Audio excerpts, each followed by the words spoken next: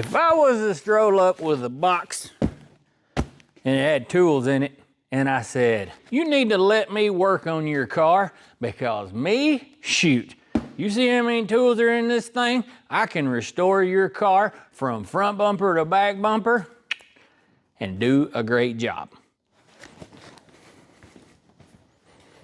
You're probably already having reservations about that thought process. What's great about a big toolbox is that whenever you pull into a facility or you walk up into that shop and you see 1, 2, or 3 of them things sitting around, there's a pretty good chance that that person is committed, meaning they have went through the effort to buy them something nice because these things are stupid expensive.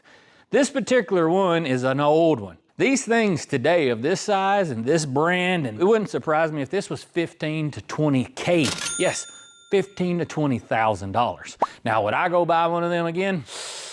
I'm not saying I could or should, but again, get back to what I was saying, is whenever you stroll up in there and you see that thing, these kind of have a presence to them. And they make you, like, it gives people the confidence that, yeah, this guy who's working on my car can do it. Because as opposed to that little cardboard box, I don't know. I mean, that kind of makes you feel like kind of uneasy.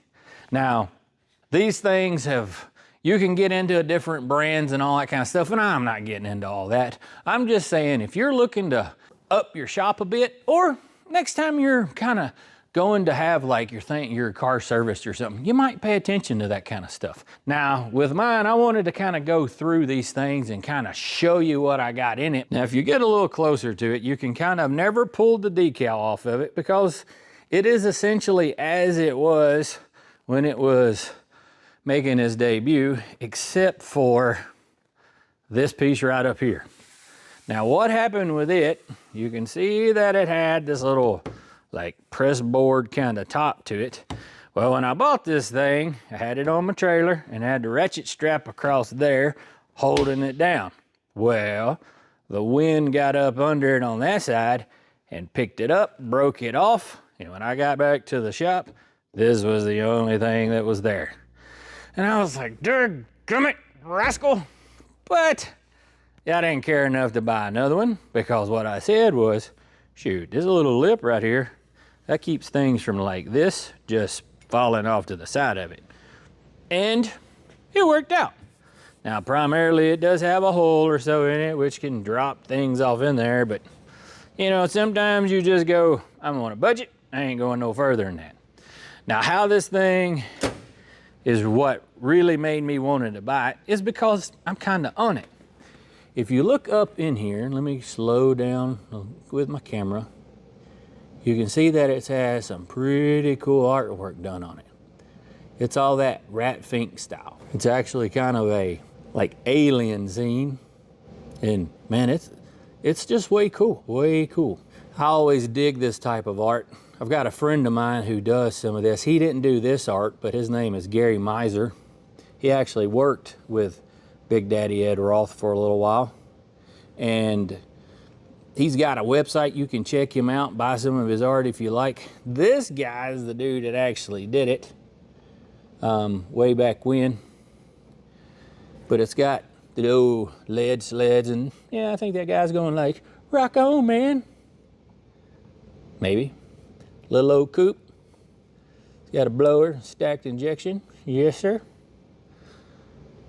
Some of them crazy fellas right over there is what really made me want this thing. Yep. Plus, it's cool. Like, it's got pinstripe art on it, so who wouldn't want it? And then you gotta have, you know, they have to match.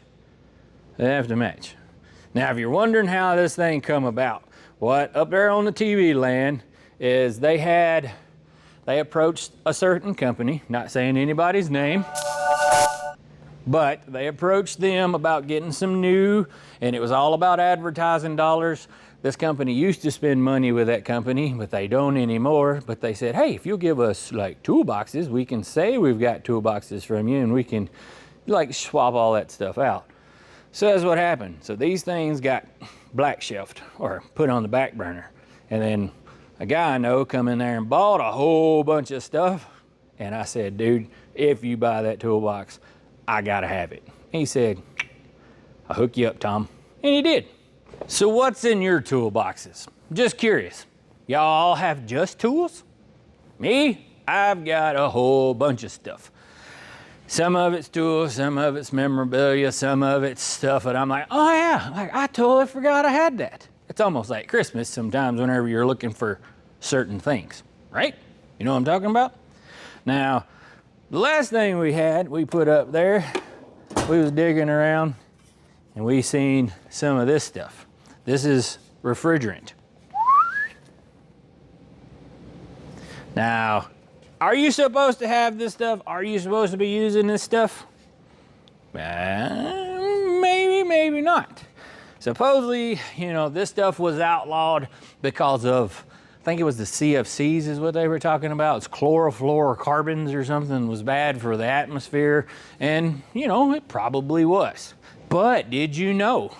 Now, I'm not saying I believe all this conspiracy, but I'm just saying that if you do some of that deep searching on some of the dark web, there was a company, not saying anybody's name or if it's on a can or not, but they didn't own the rights to the new or the newer refrigerant that is often used, which is replacing that stuff, which is 134A. So let me get back to it. So if a company come up with a new one that was, let's say, healthier, and they own the ability to make it, or the copyright, or however that works, next thing you know, they would make bagillions and bagillions of dollars. All the money.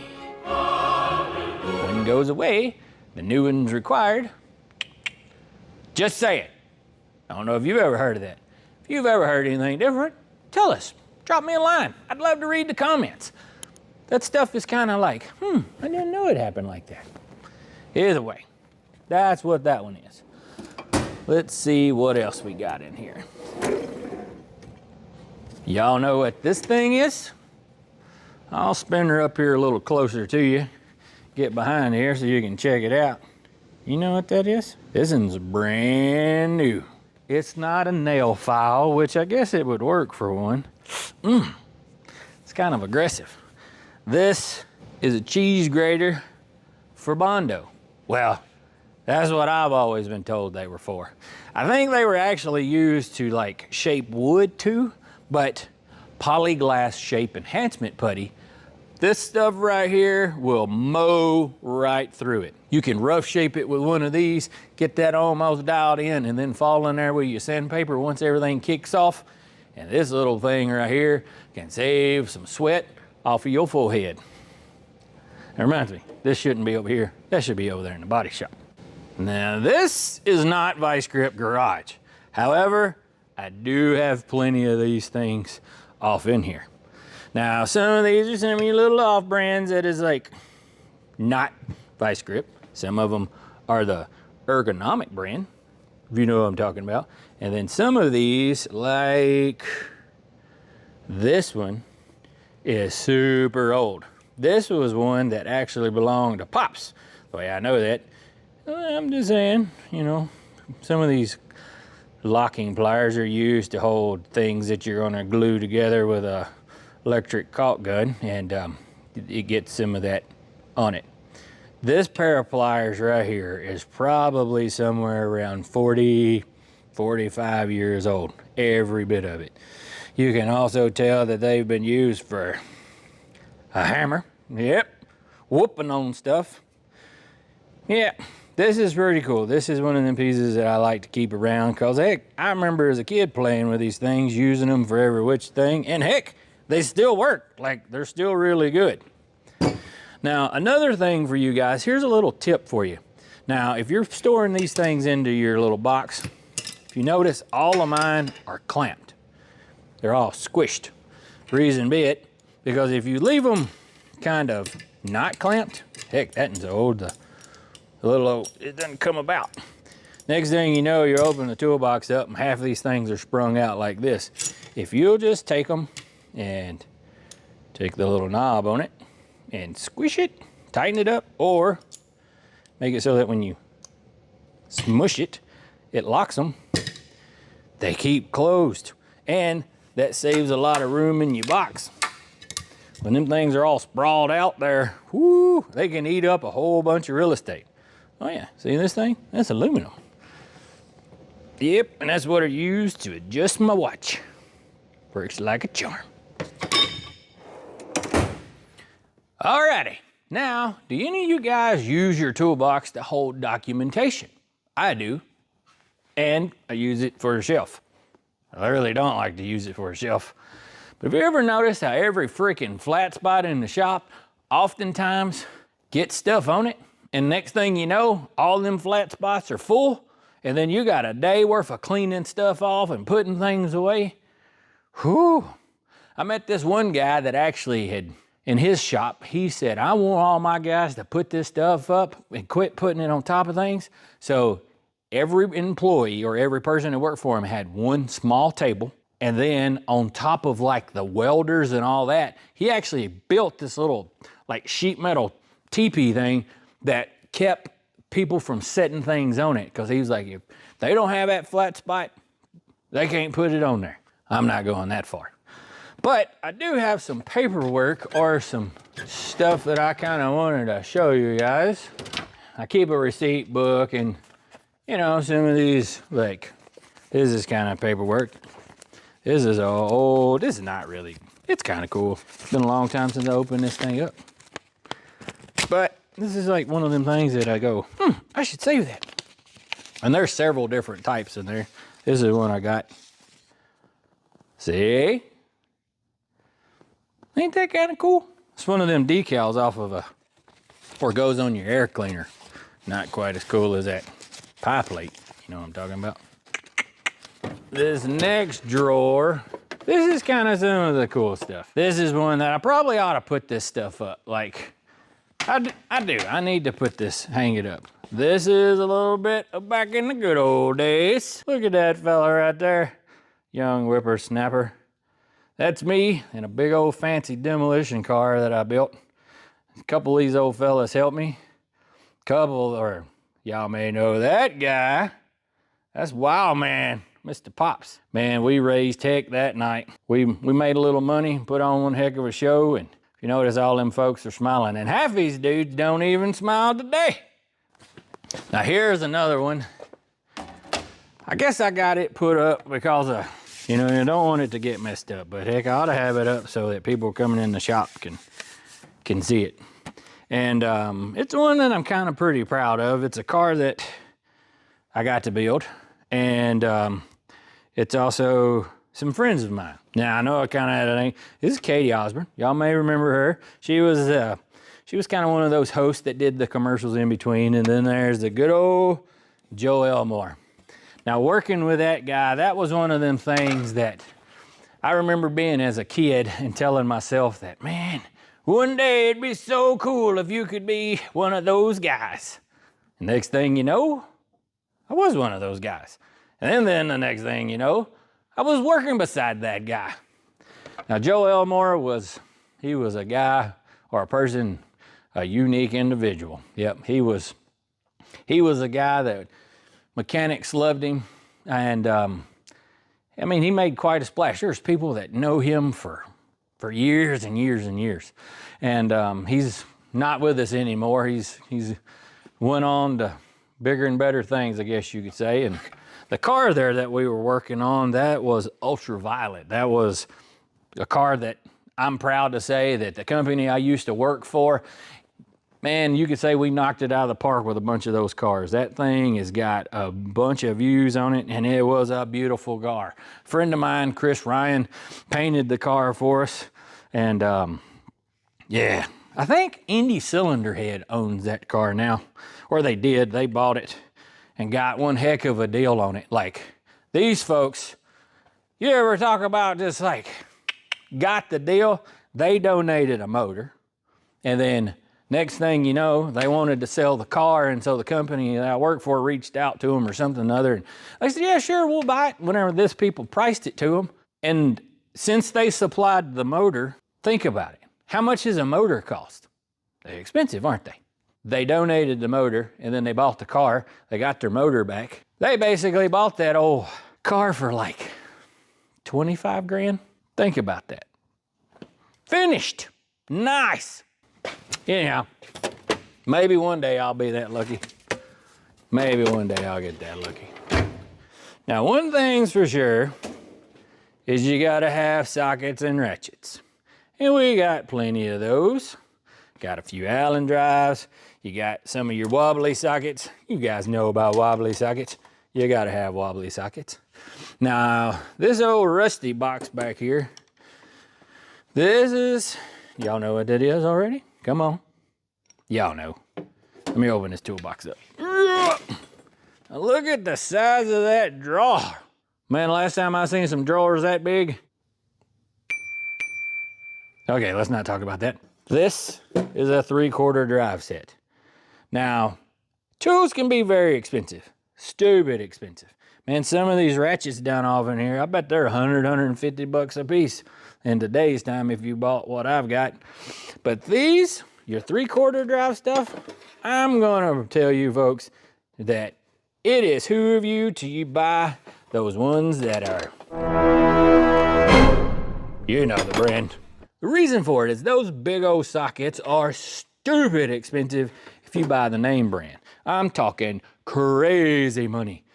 And this old kit here, you can buy for like 50 or 60 bucks. And is it as strong? I'm gonna say probably not. However, that little bitty set that you're gonna use every now and then is plenty strong for what you're doing. Now, if you are a guy who's gonna be working on really, really big stuff all the time, like, I don't know, let's say overhauling windmills, you probably don't need to buy a kit like that. You should buy one with a fancier name and blah, blah, blah, blah, blah.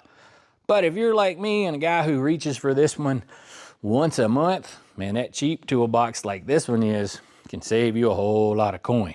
Now, looking over here at the sockets, I got a question if you guys have any. Do you have any homemade sockets? Like this one, if I can get it out of there. This is one that we kind of cut up. Do you know what that's for? Every now and then, this thing will work for removing the headlight knob, the little nut, tube nut that is used to hold the headlight switch into the dash. And all it was is we took a socket and we chopped it up. So now when it slides in, it kind of hits those two, and then you can back it up. Works pretty handy. So every now and then we keep a few of these old junky ones laying around just in case you have to modify something for those, let's say, special occasions. Now, another thing, guys, I'm going to tell you to do is if you buy some Allen wrenches, buy you some that's got that little brand type thing on there. Those good old USA. You know what I mean? Some USA. Reason for that is because I paid like crazy money for this set. I really did. I think I paid like 60 bucks or 70 bucks for these two sleeves. And what it was I was tired of buying all them ones that I'd go to the store in or the local places, and you would twist the Allen wrench and the darn end of it would just like be like 180 degrees from the actual Allen wrench itself. And I told myself, and these were so high when I went to the store to pick them up, these were so high that the guy who actually ran the place said, "Tom, are you sure you want to pay that for them?" And I was like, "Well, maybe you can give me a better deal." He said, "Man, them things is crazy high. Man, I don't think you're gonna want to buy them." And I was like, "Well, how high are they?" "I can sell them to you for," and I think it was like 72 bucks or 68 bucks or something like that. And I said, "Yeah, I'll take them." He's like, "Man, that's wild. I hated to charge you for that." And I tried to help you out as much. And I said, "Well, there's two ways here that I'm looking at it. Y'all tell me if you agree, yes or no. I will pay so much for those Allen wrenches that I will make sure I know where they are every time. It's not like that 10mm socket. You know what I mean? That always comes up missing." I said, "That much money every time I use them, grab one out of there." I'm like, "I gotta put this thing back. That's like $7 right here for this one Allen wrench."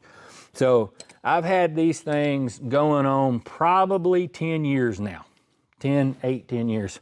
And if you noticed, I still have every Allen wrench in there. I was expecting with them being so expensive, they would be really good Allen wrenches. And so far, I haven't wore them out. I haven't twisted them. Have I abused them? Yeah, because every now and then you have to use one of these. Y'all know what that is. That's an attitude adjuster. That's one of them good old cheater pipes.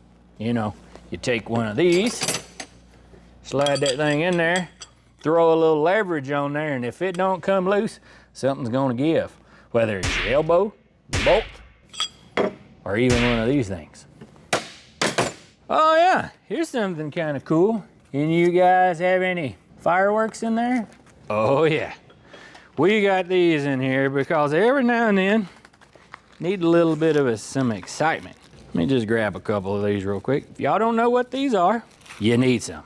I mean, surely to goodness you know what these are. Y'all can check them out. No, those aren't drugs. But if your mama's kind of worried about you, she finds some of them in the washing machine, she's gonna get downright loud. Let's just say you got a buddy of yours hanging out right over there and he's just doing his thing. Kind of like, let's say he's sitting in the chair about half asleep. All you need is a couple of these, like those things, and then you go, hey-up! When them things go off and make that kind of pop, if he ain't sleeping too good, he just bolted back into gear. Heck yeah. Now, if the guy gets a little loud and gets a little rowdy, next thing you know, he's wanting to like throw hands, that ain't my fault. You can blame it on the Dixie Pops. Just in case you like to have a good time though, guys, I am here to tell you that they do sell a bigger version. What about one of these? Y'all seen something like that, ain't you? No, no, no. I'm not saying so you can play doctor. It's not what I'm saying. But you can use one. Am I talking louder? If it sounded like I was talking louder, I didn't mean to be. You can use one of these to help find and diagnose issues. Sometimes you got like an alternator making a noise, or you got something's roaring. You can put one of these on there. Next thing you know, you can tap around and it kind of gets really louder. One of these stethoscopes can really help you pinpoint some issues pretty handy. Now, you don't need one of the ones that are, you know, the real ones from the medical facility. You can buy these online. I'm sure that big old internet can get one of these shipped to you for like $2.13, free shipping, blah, blah, blah, blah, blah. Yeah, this reminds me of a good time.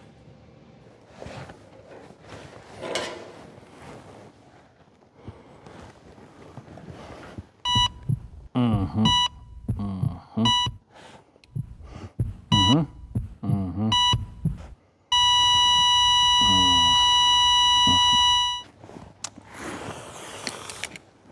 Operation by the book, patient died. Yeah, yeah, sorry. Now, one thing for sure with tools, have you ever had something that was, let's say, a hand-me-down? You know what I'm talking about? Maybe it belonged to somebody special. I've got a couple of those myself. I think it's right over here. And this one is a claw hammer. Now, you guys know, y'all know me. I'm a guy that's worked on cars for ages. I'm not really a carpenter, to say the least. But this hammer belonged to my old man, Pops. Y'all seen him before.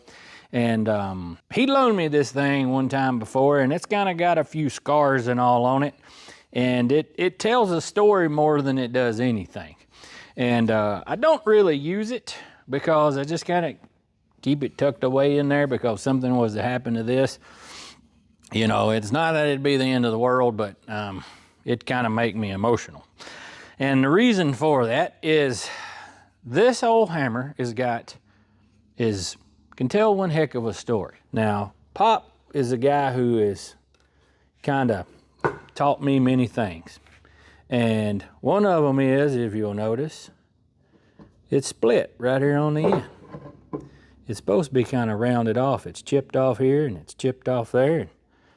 what that got into was I was using this end of it to drive on something before, and my old man said, "Stop, you're gonna bust the handle out of that." And I was like, okay.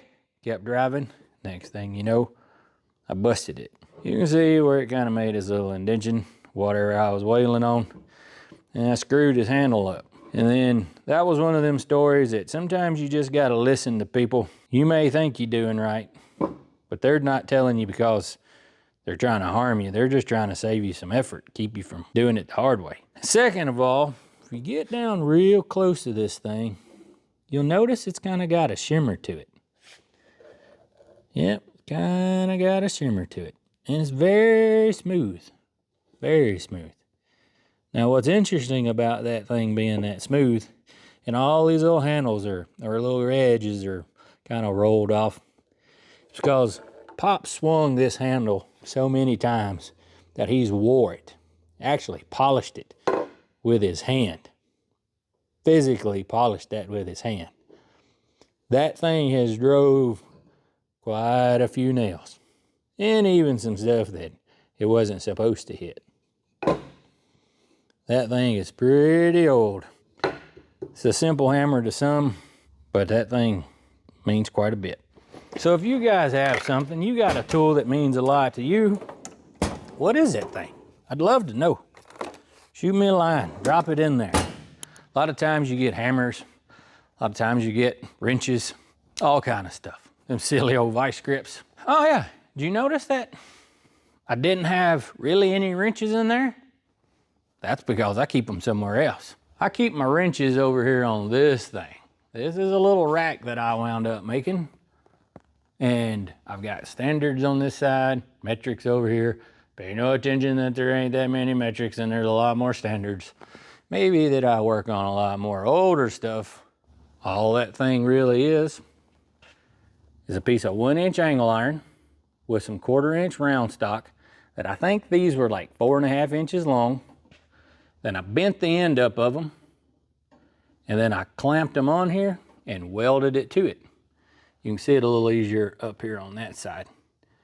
Then I drilled a few holes in here in between all those little studs sticking out, and that gives you a place to put your screwdrivers. We got flat blades on this side, Phillips on that side, and what's really interesting about those wrench racks, I used it out of scrap metal. So I basically didn't have nothing in them. You know, sometimes you just gotta think outside the box. And I wanted something, not necessarily to display my wrenches, but I wanted it easy access, because whenever you have a bunch of wrenches and you put them in a box or a drawer, man, it eats up a whole bunch of real estate. Doing it this way, you can just walk up and grab them, whatever you need, and you can put them up just as quick as well. So you can spend a few bucks, probably 25 or so per rack, maybe. Shoot, it may not even be that high if you can find some scrap stuff laying around. What's that guy doing? But yeah, sometimes it's kind of fun to have one of the little crafts you kind of do. Don't take much effort, spend a little time, do it on a Saturday or Sunday or one afternoon. Next thing you know, works pretty nice. Now we're still got plenty to do on all our projects. I want to say thank you for all your support that you guys are giving us, liking and following. Also, those little comments, guys, we really appreciate them. This bench racing is where it's at. I mean, it's fun. Now also, guys, please, if you don't mind, hit that little subscribe button. That helps to push us along, and we're covering some pretty good ground, especially with your help that you guys are giving us. So until next time, y'all know the deal. Y'all keep it between the ditches. Oh, if you got an idea for a project, shoot it my way as well.